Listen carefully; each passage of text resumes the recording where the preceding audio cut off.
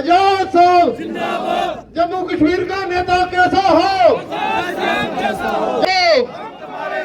आजाद साहब जिंदाबाद जिंदाबाद, आजाद साहब जिंदाबाद जिंदाबाद, आजाद साहब जिंदाबाद जिंदाबाद। गगन जी नहीं तो पता एक मिनट साइड हो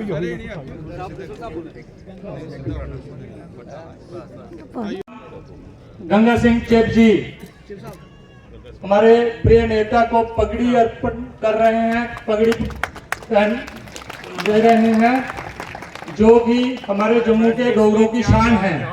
तो ये आन शान बान की निशानी है पगड़ी। ये उनका स्वागत करने के लिए दिनों तुसी आए हो, बहुत बहुत धन्यवाद।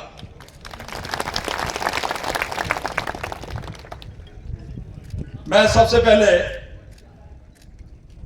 हमारे परम आदरणीय आजाद साहब, जिनको मैंने सियासी गुरु 28 मई एतवार के दिन मैंने धारण किया था सभी जनता के सामने जब पहली बार आए थे।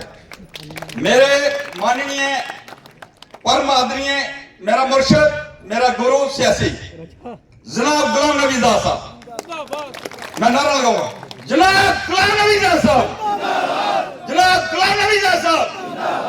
जो वेलकम किया जा, मैनू माफ भी किया जा। सुरूरी साहब वास्ते जोरदार नारा, सुरूरी साहब, सुरूरी साहब। ये भी शेर है, शेर। आजाद साहब तो डॉक्टर हैं, एचओडी, कहीं ढूंढने से नहीं मिलेगा। डॉक्टर का काम ढूंढने ये कार्य करता हूं, जय देव करता हूं, जय श्री राम, जय जवान, जय। चल दे गए जनाब, बहुत प्यार आया, पूरा कक्कर पूरी ठंड सानू दसी है। जो अस याद है जंदे है कि 10 फरवरी की आजाद साहब का प्रोग्राम रखे था। आजाद साहब एक ट्रेलर है, ट्रेलर, अभी फिल्म बाकी है। ये तो ट्रेलर है, अब जो लोग फिल्म दिखाएंगे वो कहते हैं कि बड़ा ग्राउंड ढूंढना पड़ेगा। आजाद साहब मैंने ग्राउंड को ढूंढ। मैं अपने जनता से, बुजुर्गों से, नौजवान माताओं से, बहनों से, जिन्होंने डिग्रियां की हैं, इंजीनियरिंग की है, जिन्होंने ग्रेजुएशन करके रखी हैं, बहुत सारी डिग्रियां हैं, मैं उनको भी यही बोलता था कि मजबूत से रहो, वो दिन दूर नहीं है। आजाद साहब आ चुके हैं, आजाद साहब पहुंच चुके हैं। यह पूरे 5 साल के अंदर हमारे जम्मू कश्मीर को की बात मानना सचमुच में हमारा धर्म है, क्योंकि ये बहुत वृद्ध हैं और इन्होंने बहुत कुछ देखा है। जो ब्लॉक है इसकी एक पंचायत जो है, यहाँ पे इतना बड़ा लोगों का सैलाब और इतना बड़ा लोगों को जमा करना इस छोटी जगह में, ये भी काबिल तारीफ है और आपका शुक्रिया है। हम आपके मशकूर है, शुक्रगुजार हैं कि आपको वो दिन याद है जब गुलाम नबी आजाद साहब चीफ मिनिस्टर थे। इनकी मोहब्बत से आप यहाँ जगह जगह और पंचायत और ब्लॉक में हजारों लोगों का जमा होना, ये काबिल तारीफ है। इससे आया होता है कि अगला चीफ मिनिस्टर हमारा जो होगा वो जनाब गुलाम नबी आजाद साहब होगा। इससे कबल भी हमारे यहाँ पे जनाब आरिफ चीफ साहब ने डिटेल में आपसे बात की। हमारे नेता प्रोविंशियल रियासत का जम्मू कश्मीर का वो गुलाम नबी आजाद साहब बने।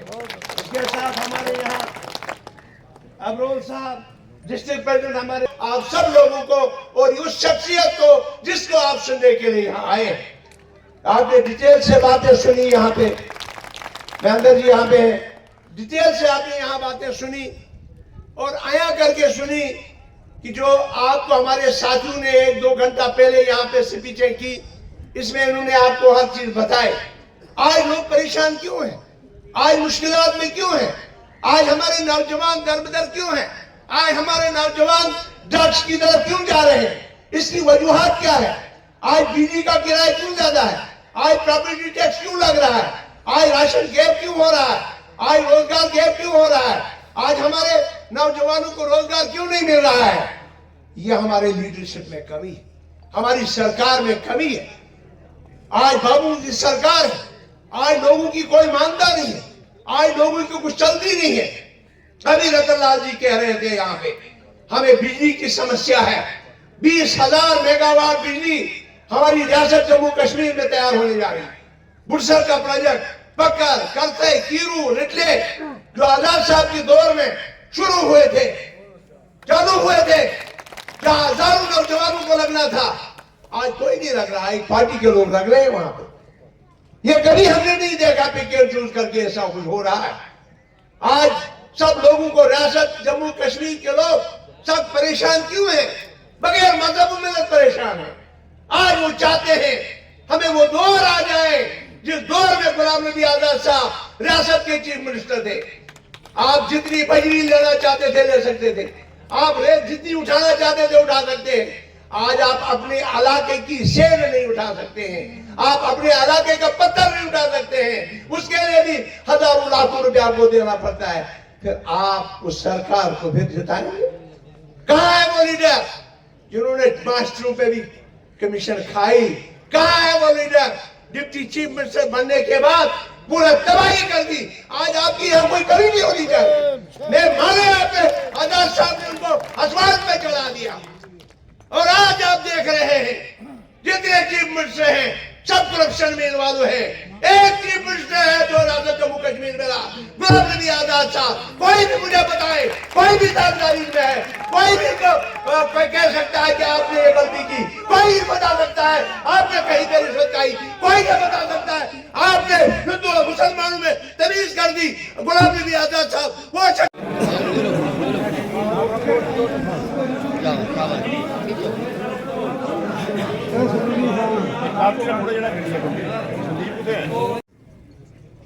हार्दिक बधाई देना चाहता हूं इंजीनियर रतन लाल जी और सब लीडर जहां बैठे उनसे ज्यादा इनको बधाई देना चाहता हूं।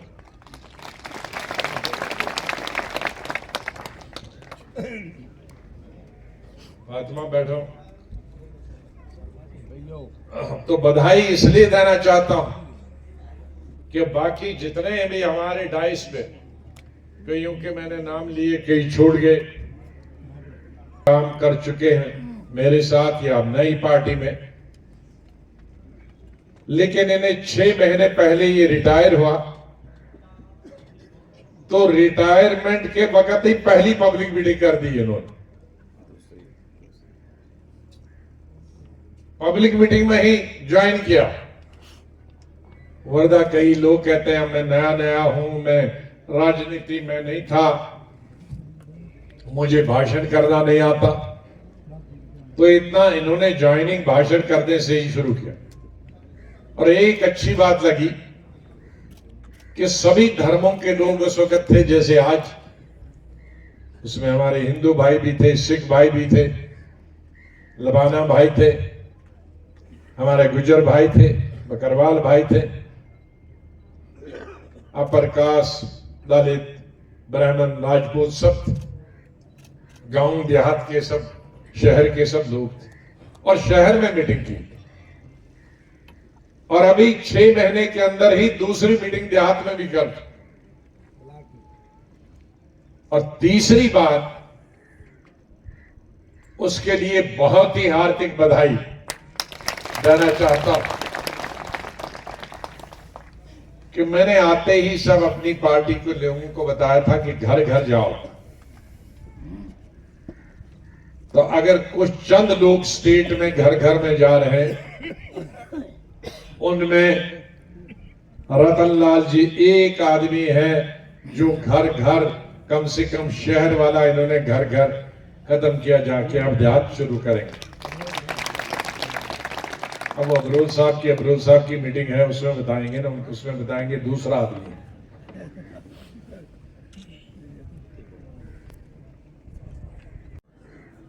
और हमारी एसटी आबादी गुजराबाद 30%,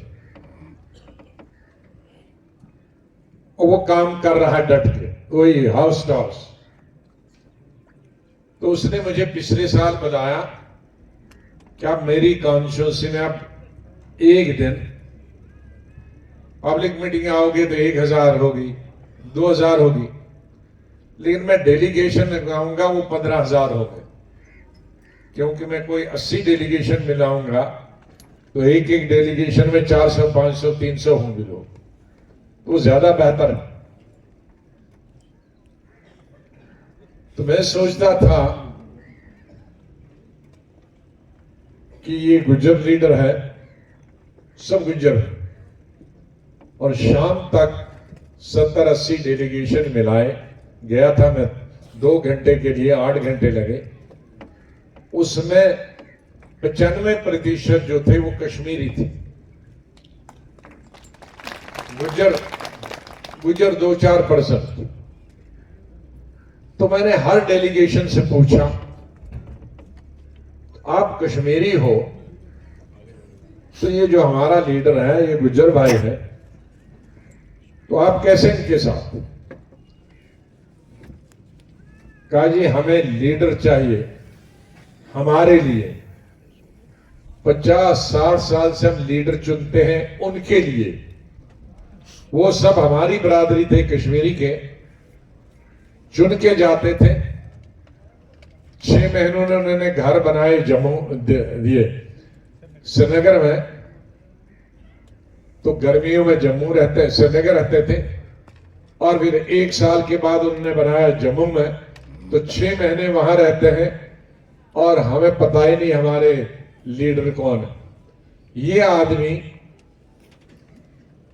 डिस्ट्रिक्ट में चुन के आया है, डीडीसी मेंबर, और 5 साल से ये श्रीनगर अगर गया है तो हमारे साथ गया है किसी अफसर से मिलने, और जम्मू तो गया ही नहीं। तो हमें ये चाहिए जो हमारे तहसीलदार के साथ, पटवारी के साथ, एसएचओ के साथ आए, हमें वो जम्मू वाला और श्रीनगर में बैठना वाला। देश में जो हमारी जनता है वो परेशान रहती।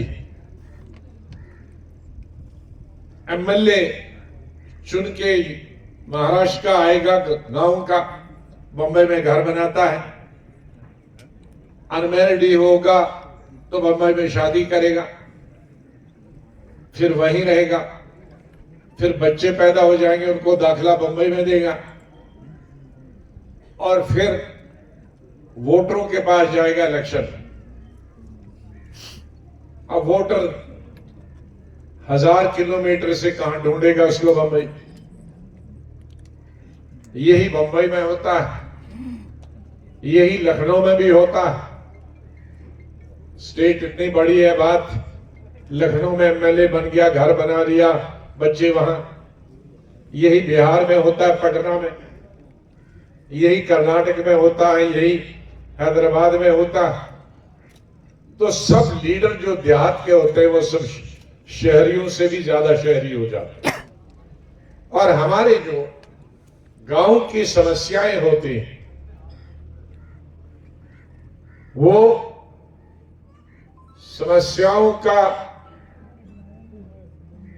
हल निकालने के लिए गांव वालों को, वोटरों को, मतदाताओं को कोई मिलता नहीं।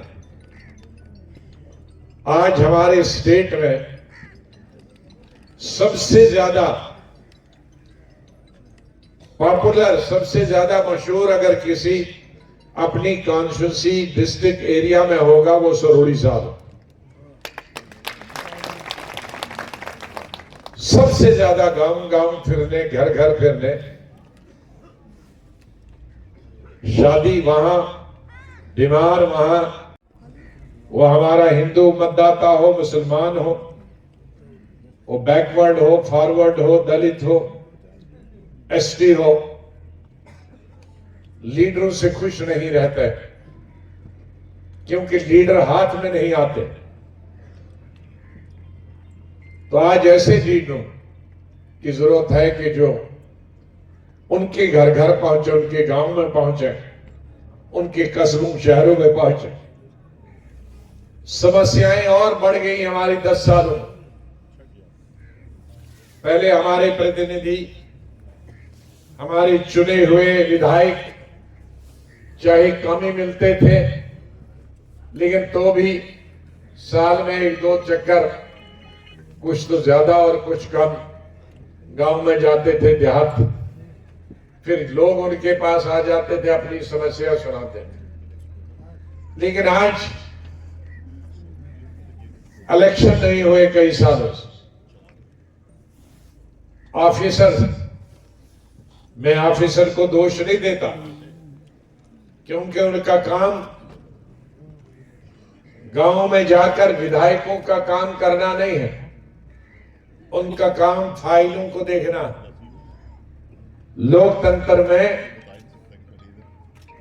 जनता के प्रतिनिधि उनके विधायक और उनके एमपी होते हैं, ऑफिसर उनके प्रतिनिधि नहीं होते। ऑफिसर सरकार को, एमपी और एमएलए को जवाब देने के लिए होते हैं, लेकिन जनता को जवाब देने के लिए एमएलए और एमपी होता। तो जो लिंक है जनता के बीच में और सरकार के बीच में, वो एमएलए होता है, वो लिंक टूट गया।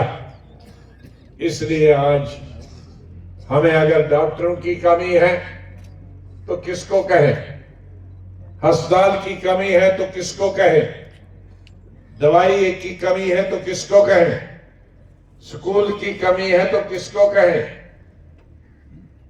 टीचर की कमी है स्कूल कॉलेज में तो वो किसको कहें, क्योंकि विधायक नहीं है, मंत्री नहीं है। विधायक और मंत्री नहीं हुए तो ये चीजें अफसरों के द्वारा नहीं हो सकती, क्योंकि अफसर की भी नजर में विधायक और मंत्री ही लाता है। मंत्री तो ऑर्डर करता है, हुक्म करता है, और विधायक मंत्री के सामने लाता। इन चीजों को हल करना बहुत, हमें पिछले 10 साल जो भी हुकूमत बनेगी उसे आज का काम भी करना होगा, पिछले 10 साल का बैकलॉग भी करना होगा। जो कमियां, मैं ये नहीं कहता कि पिछले 10 साल में कुछ नहीं, कुछ सड़कें बनी, ब्रिज बने, डिसिप्लिन आया, मुलाजिम टाइम पे जाते हैं।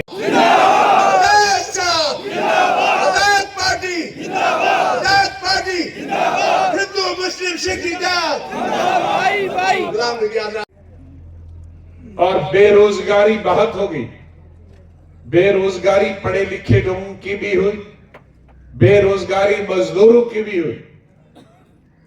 अभी सुरुड़ी साहब ने कहा कि मेरे वक्त में डबल शिफ्ट ट्रिपल शिफ्ट किया था, इसलिए डबल शिफ्ट ट्रिपल शिफ्ट में हमारी स्टेट में एक भी मजदूर बेकार नहीं था, बल्कि हमें दूसरे राज्यों से मजदूर लाने पड़ते थे डबल शिफ्ट और ट्रिपल शिफ्ट के। लेकिन आज एक शिफ्ट के लिए भी मजदूरी नहीं है। नवंबर आते ही हमारे 70% मजदूर दूसरे राज्यों में जाते हैं और फिर मार्च में वापस आते हैं मजदूरी करने के लिए।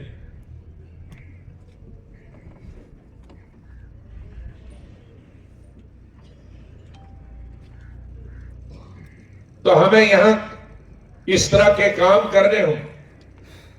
हमारे वक्त में शहर में, देहात में, कस्बों में, दूर दूर गांव में बराबर काम चल रहे थे। अस्पताल बनाने के काम चल रहे थे, सड़कें बनाने का मैं 3 चीजें कहूंगा। जितने देहातों को मेरे 2.5 साल में स्टेट में जोड़ा गया है शहरों से, जितने 75 साल में जोड़े थे उतने 2.5 साल में सिर्फ जोड़े। जितने school, primary, middle school, high school, higher secondary school की मरम्मत हुई या नए दिए, उतने 75 साल में हुए जितने 2.5 साल में हुए। जितने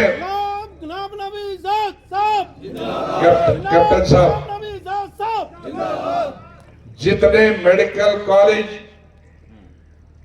डिस्ट्रिक्ट हॉस्पिटल, सब district hospital, primary health centre, sub centre और दूसरी चीजें स्वास्थ्य से संबंधित या आयुर्वेदिया के स्कूल कॉलेजेस हुए, जितने 75 साल में हुए उतने 2.5 साल में।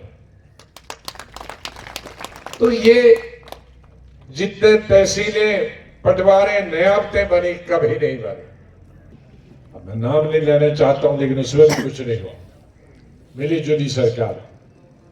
तो इसलिए मैं वापस इसलिए हिंदुस्तान भर से आया। ठप हो गया 2008 के बाद, कुछ गाड़ी आगे बढ़े नहीं। रेल की पटड़ी, रेल पटड़ी से नीचे आ गई, वो पटड़ी पे चढ़ नहीं रही। उस रेल को वापस पटड़ी पे चढ़ाना है ताकि वो काम की रेल फिर चले, काम की गति आगे बढ़े, लोग खुश हों। मैंने नारा दिया था जम्मू कश्मीर, खुशहाल जम्मू कश्मीर।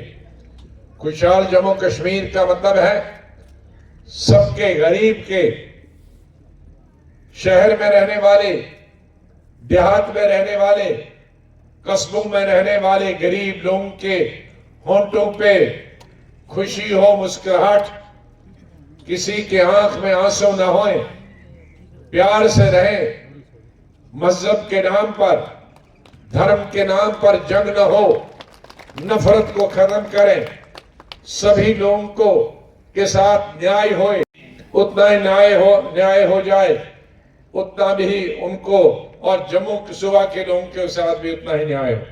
शहर के लोगों को भी और देहात के लोगों को भी बराबर सरकारी हिस्सा मिले। हर इंसान को लगना चाहिए, जैसे गांधी जी ने कहा था कि हर हिंदुस्तानी को लगना चाहिए कि ये मेरा देश। इसी तरह से मैं ऐसे स्टेट को बनाने वाला था, क्योंकि मेरे पार्टनर उन्होंने हमें आधे रास्ते ही से अपना समर्थन ले लिया और 2.5 साल में ही हमारी सरकार गिरी। अब वो जिन्होंने हमारा समर्थन लिया, उनका भी किसी तीसरी पार्टी ने उनका समर्थन लिया और उनको सबक सिखाया कि कैसा होता है समर्थन लेना और समर्थन देना। हाँ, तो इसलिए ये भी देखिए कि जो दूसरे को धोखा देता है उसको तीसरा जरूर धोखा देता है। और अगर उस वक्त वो धोखा नहीं दिया होता, हमारी सरकार 6 साल चलती, तो मैं सोचता हूं कि आज हमारे प्रजा, हमारी जनता, गरीब, शहर, देहात, किसान, मजदूर, ये सब पढ़े लिखे नौजवान अपनी अच्छी जगहों पे होते। आज बड़ी समस्या, यहां की भी समस्याएं, मुझे याद है जब मैं केंद्र मंत्री था, जब भी कभी बाढ़ आई, बहुत पहले नरसिम्हा राव के वक्त में जब मंत्री था, पर्यटन मंत्री, बहुत बाढ़ आई। ये जो हमारा ब्रिज है लोहे का, ये भी दरिया से पार हो गया था। मैंने एग्रीकल्चर मिनिस्टर बलराम जाखड़ थे उस वक्त, उनको लाया, तो दरिया हम पार नहीं कर सकते बहुत, तो आर्मी ने हमें वो जो बोट होती है, किश्ती होती है रबर की काली, उसमें हमको पार किया कराया था ये दरिया चिनाब का। और बहुत सारी एडमिनिस्ट्रेशन हमें कहते थे अगर रबर फट गई तो आप जाओगे 1 मिनट में, कहीं हाथ नहीं आओ। लेकिन उस वक्त भी हमने जान की परवाह न करते हुए पार किया और उन इलाकों में पहुंचे जहां लोग पीड़ित थे, जहां लोगों की जमीनें गए थे, लोगों का नुकसान हुआ था। फिर केंद्रीय सरकार के लिए से उनकी मदद कराई। उसके बाद जब भी गोलियां इस एरिया में चली, बॉर्डर पर मैं हर दफा गया और उनकी सहायता की और उनकी मदद की। और कुछ साल जब ये सरकार आई थी, बीजेपी की सरकार, पिछले 3-4 सालों में, अब तो ऊपर वाले की कृपा से पिछले 4-5 सालों से कोई गोला बारूद बॉर्डर पे दोनों तरफ से बंद है, लेकिन पहले 4-5 साल बहुत तकलीफ हुई थी। छम से लेकर और साबा से लेकर आरसपुरा से लेकर कठवा तक और उधर राजौरी पुंछ का जो हमारे बॉर्डर है, बराबर वहां गोला बारूद चलती रही, जिससे बहुत नुकसान हुआ। ये जो हमारा इंटरनेशनल बॉर्डर है, मैंने जब चीफ मिनिस्टर था तो तब ऑर्डर किया था कि जब तक 1-2 महीने वो गोला बारूद दोनों तरफ से चलता है, बॉर्डर पे हमारा नुकसान होता है, हिंदू मुसलमान सिख भाइयों का, माल मवेशी का, घर का, जमीन का, कभी कभी इंसानों का, तो उसके लिए मैंने कहा था कि बॉर्डर से हम दूर, जहां तक कोई भी पाकिस्तान की तरफ से गोला बारूद न पहुंचे, वहां हम 5-5 मरले जमीन देंगे, ताकि बॉर्डर के लोग अपना छोटा सा घर बनाएं और मवेशी के लिए शेड बनाएं, ताकि जब तक गोला बारूद चले थे वो वहां सेफ जगह रहे। मेरे ही वक्त में उसकी लैंड, सरकारी लैंड लेने का काम शुरू किया था, लेकिन तब तक मेरी सरकार चली गई। आज 17 साल हुए, 16 साल हुए, उसके बाद जो मैंने जमीन ली भी थी वो भी वैसी की वैसी रही, उसमें किसी ने बांटा नहीं, और नई ली तो ली नहीं। अगर हमारी सरकार दोबारा आएगी तो दोबारा हम जमीन एक्वायर करेंगे, सरकारी जमीन, और हमारे भाइयों बहनों के लिए, सुरक्षा के लिए, जो भी बॉर्डर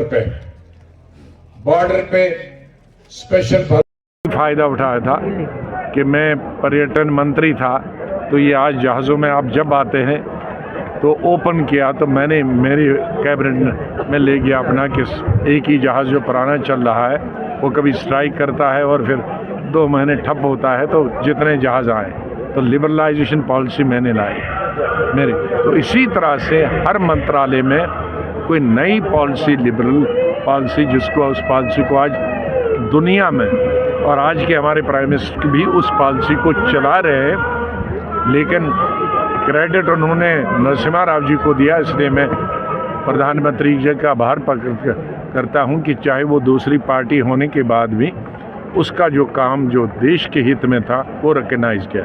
इसी तरह से चौधरी चरण सिंह वो किसानों के नेता थे। चौधरी चरण सिंह की हाइट का भी कोई हमारे देश में किसान नेता पैदा नहीं हुआ, और उनके साथ दूसरी चीज़ ये भी थी, वो सभी धर्मों को, सभी जातियों को वो भी चलाते थे।